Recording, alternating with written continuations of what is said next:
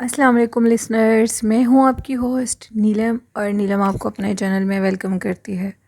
شروع کرتے ہیں آج کی ویڈیو اللہ پاک کا نام لے کر، جو انتہائی عالی رتبہ اور بہت جلیل القدر ہے۔ میں اپنے سبھی سننے والوں کے لیے یہ دعا کرتی ہوں کہ میرے سبھی سننے والے ہمیشہ شاد اور آباد رہیں، جہاں رہیں خوش باش رہیں۔ اسی دعا کے ساتھ آج کی سٹوریز جنات کے قصے کہانیوں کا آغاز کرتے ہیں۔ آج کی پہلی سٹوری میرے ساتھ شیئر کی ہے شہری نے، جو کہ شیخو پورہ میں رہتے ہیں۔ شہری کہتے ہیں کہ آج میں آپ کے ساتھ اپنے گیسٹ ہاؤس کا ایک سچا خوفناک واقعہ شیئر کرنا چاہتا ہوں۔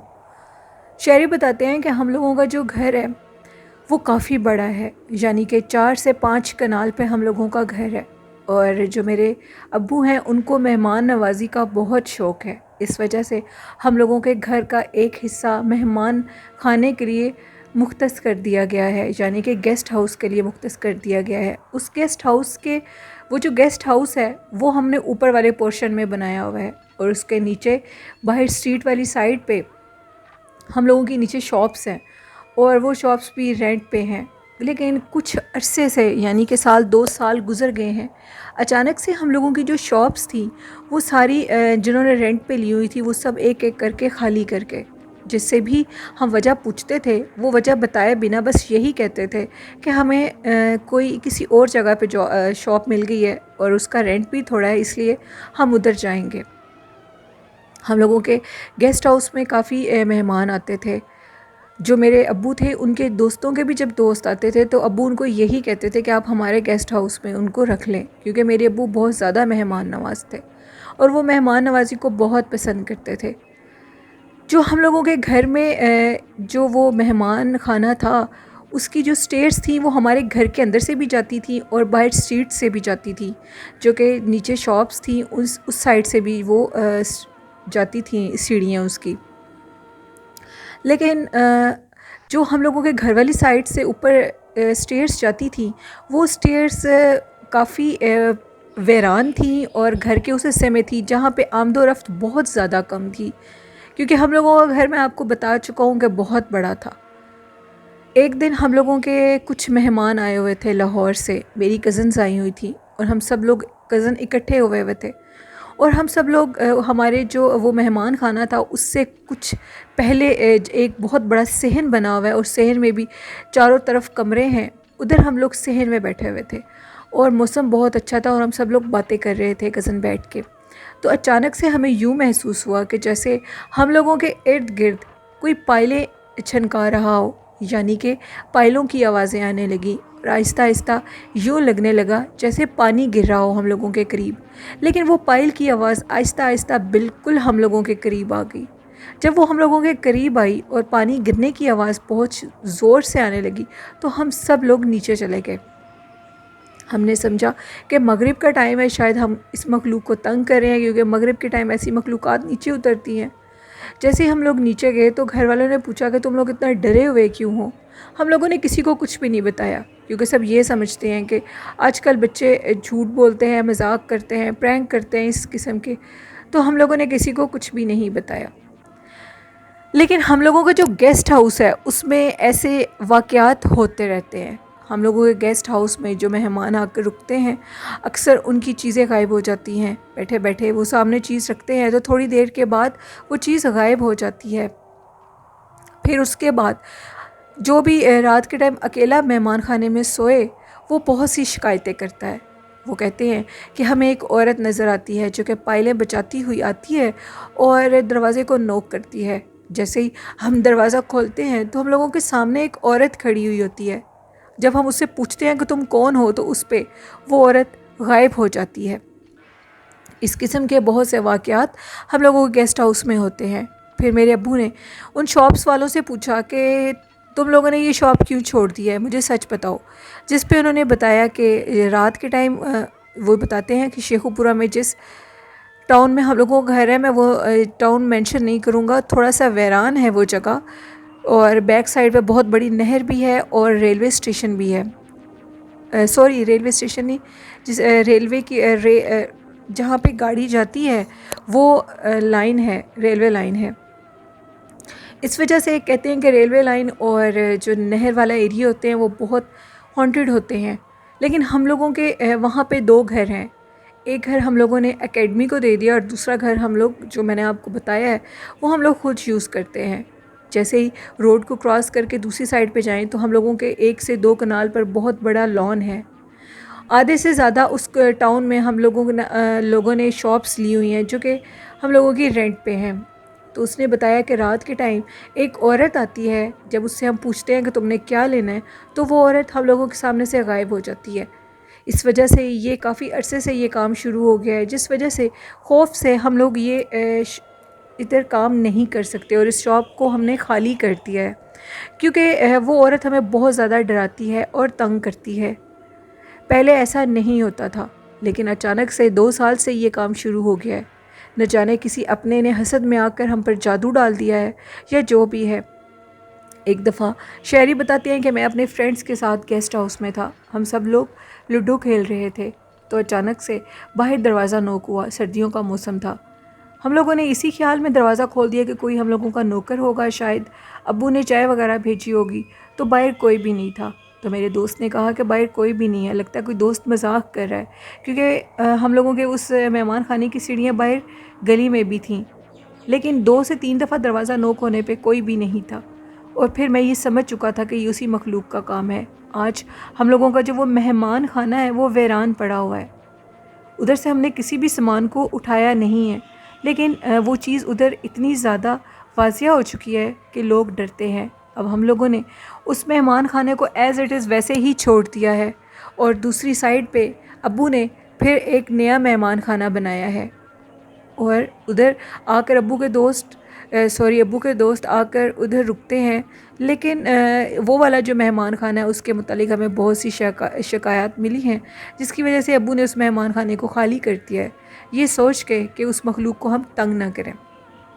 کیونکہ جس دوران وہ مخلوق ہمیں تنگ کرتی تھی، سامنے آتی تھی، ہم اس مہمان خانے کو یوز کرتے تھے. اس دوران شہری بتاتے ہیں کہ ان کی والدہ کی طبیعت بہت زیادہ خراب ہو گئی تھی. ڈاکٹر نے بتایا تھا کہ ان کا HP لیول اتنا کم ہو گیا ہے کہ کسی انسان کا اگر اس حد تک HP لیول کم ہو جائے تو وہ زندہ نہیں رہ سکتا. پھر ہم نے امی کو دم وغیرہ کروائے. پھر ہمیں پتہ لگا کہ ہمارے گھر میں کوئی مخلوق ہے جس کی وجہ سے وہ ہمیں تنگ کرتی ہے، اور وہی آپ کی امی کی ایسی حالت کری ہے. تو میرے ابو اس چیز کو سمجھ گئے تھے کہ یہ وہی مہمان خانے کی مخلوق ہے جو میری بیوی کو اب تکلیف دے رہی ہے، تو بہتر ہے کہ ہم اس کی جگہ کو خالی کرتے. اس طرح ہم نے اس کی جگہ کو خالی کر دیا ہے، اور وہ ابھی بھی اس میں مہمان خانے میں رہتی ہے. اکثر اگر اس ایریے میں جائیں، کام والی صفائی کرنے کے لیے جاتی ہے تو ادھر سے پائلوں کی آواز آتی ہے، لیکن وہ سامنے نہیں آتی اب، کیونکہ ہم اس کو تنگ کرنا چھوڑ گئے ہیں. پہلے بھی تنگ نہیں کرتے تھے، لیکن جب ان کی جگہ پہ مداخلت کریں تو وہ چیزیں پھر تنگ ہوتی ہیں. یہ کہانی تھی شہری کی جو انہوں نے شیخو پورہ سے میرے ساتھ شیئر کی. بہت شکریہ شہری اپنی کہانی بھیجنے کے لیے. تو بڑھتے ہیں آج کی دوسری خوفناک کہانی کی طرف. یہ کہانی میرے ساتھ شیئر کی ہے شاہد نے. شاہد بتاتے ہیں کہ میں جڑاں والا میں رہنے والا ہوں، اور میرا جو تعلق ہے وہ ایک بہت اسلامی گھرانے سے ہے. شروع سے میرے چچا، میرے ابو بہت زیادہ اسلام سے ان کا لگاؤ ہے، اور وہ تبلیغ پر بھی جاتے ہیں. تو جن مولوی صاحب کے پاس میں اسلام کی پراپر تعلیم حاصل کر رہا ہوں، ان سے ایک دن میں نے جنات کے متعلق پوچھا. میں جنات کے متعلق علم رکھنے کا بہت شوق رکھتا ہوں، اور وہ جو میرے عالم صاحب ہیں، وہ جو میرے استاد ہیں، وہ بہت بڑے عالم ہیں اور ان کے پاس اللہ کا بہت علم ہے. ایک دن میں نے اپنے استاد صاحب سے پوچھا کہ سر مولوی صاحب، میں آپ سے پوچھنا چاہتا ہوں کہ جو جنات ہیں ان کی شکل صورت کیسی ہوتی ہے، اور وہ اگر آگ کے بنے ہیں تو وہ کس طرح مطلب ان کو دیکھا جا سکتا ہے، اور ان کی کیا شکل صورت ہوتی ہے. تو میرے مولوی صاحب نے بہت زیادہ علم حاصل کیا ہوا ہے. وہ بتاتے ہیں کہ جو جنات ہیں وہ آگ سے بنے ہوئے ہیں، اور وہ ایسی آگ سے بنے ہوئے ہیں جس کو بجھا دیا جاتا ہے، یعنی کہ ان کے چہرے بہت خوفناک ہیں. جب کسی چیز کو مولوی صاحب نے بتایا کہ آگ لگتی ہے تو وہ چیز راکھ بن جاتی ہے، جل جاتی ہے. ٹھیک اسی طرح جو کہ جنات ہوتے ہیں، ان کے چہروں کو آگ سے جلا دیا جاتا ہے، پھر ان کے اوپر کوئی آگ اثر نہیں کرتی. ان کے چہرے اسی لیے انتہائی خوفناک ہوتے ہیں، کیونکہ یہ آگ سے بنے ہوتے ہیں، بجھی ہوئی آگ سے، اس لیے یہ خوفناک ہوتے ہیں. انہوں نے بتایا مجھے کہ ایک دفعہ ان کے پاس ایک طالب علم پڑھتا تھا، اور اس کو ایک جنی سے محبت ہو گئی تھی، اور وہ جو جنی تھی وہ بھی اس سے بہت محبت کرتی تھی۔ تو میرے جو مولوی صاحب ہیں انہوں نے اس طالب علم کو یہ فتویٰ دے دیا تھا کہ جنات سے شادی ممکن نہیں ہے، تمہیں بہت تکلیف حاصل ہوگی، تو میں تمہیں جنات سے شادی کرنے کا حکم نہیں دوں گا، میری اجازت کے بنا اگر تم شادی کرنا چاہتے ہو تو تم شادی کر لو۔ لیکن وہ جو شخص تھا وہ اپنے استاد صاحب سے بہت لگاؤ رکھتا تھا، تو اس نے اس جنی کو شادی سے انکار کر دیا۔ تو رات کے ٹائم وہ جو جنی تھی وہ مولوی صاحب کے پاس آئی، یعنی کہ جو کہ شاہد کے تھے عالم صاحب ہیں، تو ان کے پاس وہ آئی اور اس نے ان کے پیٹ کے اوپر بہت زیادہ مٹھائی کے ڈبے رکھ دیے، اور اوپر ایک یہ بھی چیز لکھی تھی کہ اگر آپ مان جائیں گے تو میری شادی اس سے ہو جائے گی۔ انہوں نے پھر بڑی مشکلوں سے اس شخص کو اجازت دی شادی کی، اور کہا کہ تم بہت تکلیف پاؤ گے اس شادی کر کے، کیونکہ وہ آگ کے بنے ہوئے ہیں، اور آگ سے بنی ہوئی چیزوں کے ساتھ انسان کا کوئی بھی تال میل نہیں ہو سکتا، اس لیے کہ تم اب اپنی مرضی سے شادی کر رہے ہو، اور بعد میں جب تمہیں تکلیف آئے گی تو پھر تمہیں اس سے کوئی چھڑوا نہیں سکے گا۔ لیکن وہ ایک دوسرے سے بہت محبت کرتے تھے، ان کی شادی ہو گئی۔ مجھے پھر مولوی صاحب نے یہ بھی بتایا کہ اکثر ہم وہ جو طالب علم تھا اس کے گھر میں دعوت پہ جاتے تھے تو وہ اندیکھی مخلوق سے باتیں کرتا تھا، اور ہم لوگ بہت حیران ہوتے تھے، اور ان کو کہتا تھا کہ جاؤ فلاں چیز لے آؤ، فلاں چیز لے آؤ، تو وہ فلاں چیز آ بھی جاتی تھی لیکن نظر نہیں آتا تھا کہ کون ان کو لے کر آ رہا ہے۔ تو ایک دن ہم لوگ بہت حیران ہوئے اور اس شخص سے پوچھا کہ تم آخر یہ کس سے باتیں کرتے ہو؟ تو اس نے بتایا کہ میرے جو بچے میرے پہ گئے ہیں وہ مجھے نظر آتے ہیں، یعنی کہ وہ سب کو نظر آتے ہیں، اور جو بچے ماں پر گئے ہیں وہ بچے نظر نہیں آتے، تو میں اپنے ان بچوں سے باتیں کرتا ہوں جو نظر نہیں آتے۔ ہم لوگ سن کے بہت حیران ہوئے، اور مولوی صاحب نے یہ بھی بتایا کہ جنات بہت زیادہ جھوٹ بھی بولتے ہیں اور بہت زیادہ فساد ڈالنے کی بھی کوشش کرتے ہیں۔ اکثر جنات بہت زیادہ لڑائی جھگڑا کرواتے ہیں، کیونکہ یہ لڑائی جھگڑے کو اور شرارت کو پسند کرتے ہیں۔ یہ کچھ معلومات تھی جنات کے متعلق جو شاہد نے میرے ساتھ شیئر کی۔ بہت شکریہ شاہد اپنی معلومات میرے لسنرز کے ساتھ شیئر کرنے کے لیے۔ تو بڑھتے ہیں آج کی تیسری خوفناک کہانی کی طرف۔ یہ کہانی میرے ساتھ شیئر کی ہے میرے ریگولر سٹوری لسنر اور سینڈر وقاص احمد نے۔ وقاص کہتے ہیں کہ آج میں آپ کے ساتھ کشمیر کی ایک لڑکی کی سٹوری شیئر کرنا چاہتا ہوں۔ یہ جو لڑکی تھی اس کو اسکول میں جاب کرنے کا بہت زیادہ شوق تھا، اس کے گھر کے قریب ایک اسکول تھا بھی۔ اس نے اس اسکول میں جاب کرنے کی بہت زیادہ کوشش کی، لیکن ان اسکول والوں نے اس لڑکی کو ادھر جاب نہیں دی۔ تو پھر اس کے بعد اس لڑکی کے بھائی نے اس کے شوق کو دیکھ کر اس کو تھوڑا دور ایک اسکول میں جاب دلوا دی، اور یہ ادھر سے پیدل آتی جاتی تھی۔ اسی اسکول میں جس میں یہ جاب کرتی تھی وہاں اس کی ایک فرینڈ بھی جاب کرتی تھی، تو یہ دونوں فرینڈز اکٹھی آیا جایا کرتی تھی۔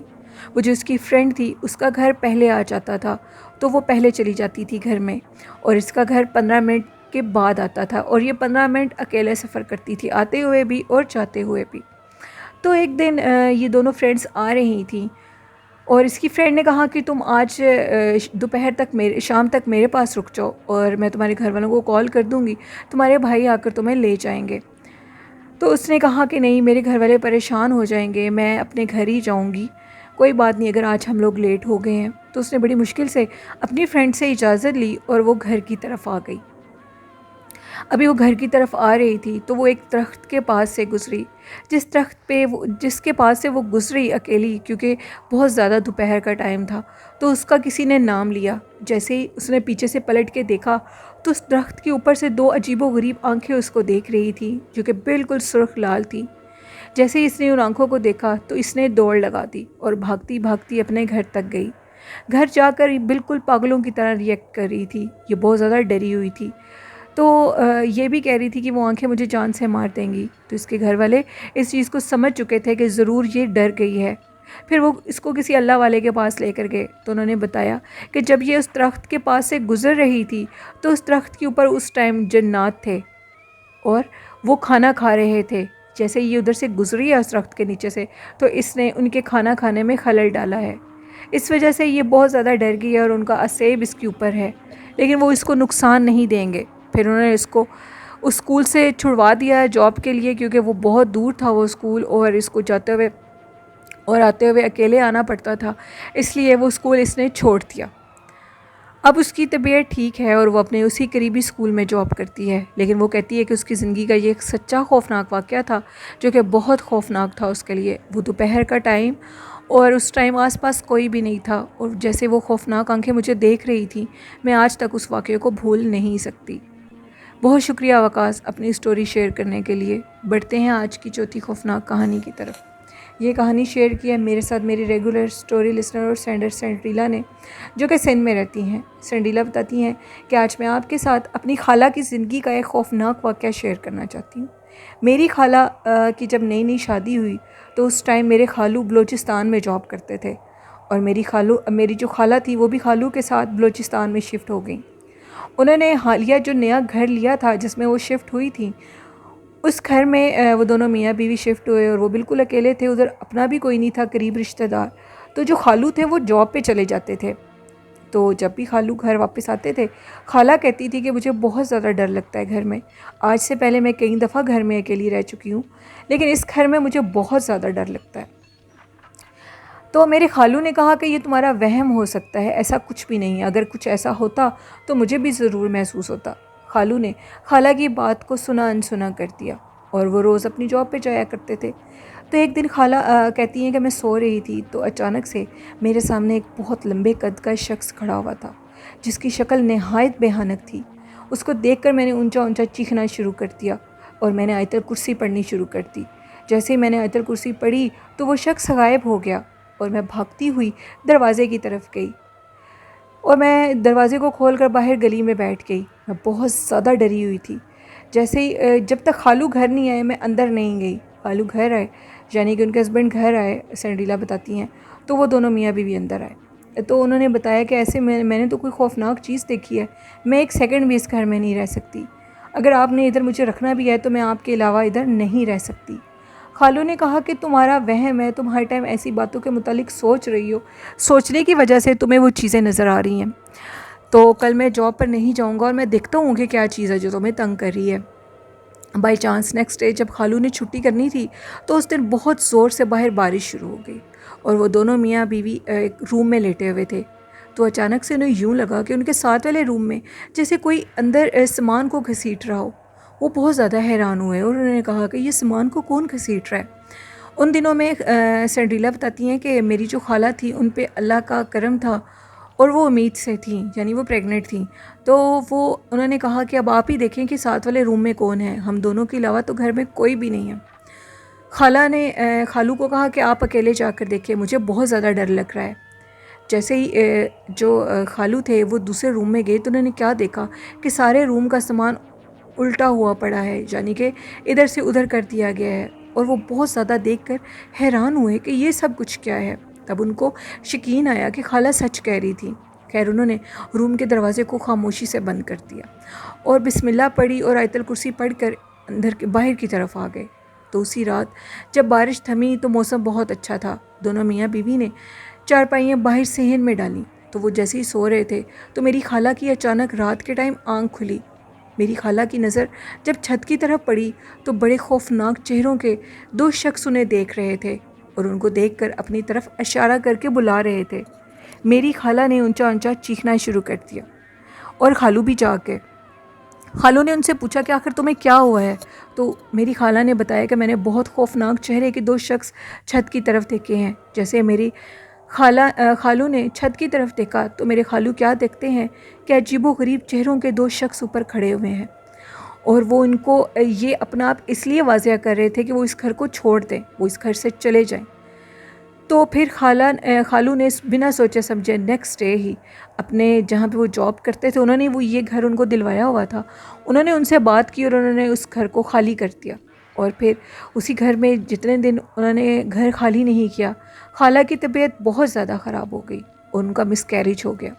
وہ گھر بہت زیادہ اسیف زدہ تھا، ابینڈڈ تھا، اور وہ جہاں پہ جاب کرتے تھے انہوں نے کچھ کوارٹرز بنائے ہوئے تھے اپنے ورکرز کے لیے، اور وہ جو باقی کوارٹرز تھے ان میں سے ایک کوارٹر میں ایک اکیلا شخص رہتا تھا جو کہ یہی بتاتا تھا کہ ان کوارٹرز میں اسیب کا پسیرا ہے اور وہ لوگوں کو تنگ کرتے ہیں۔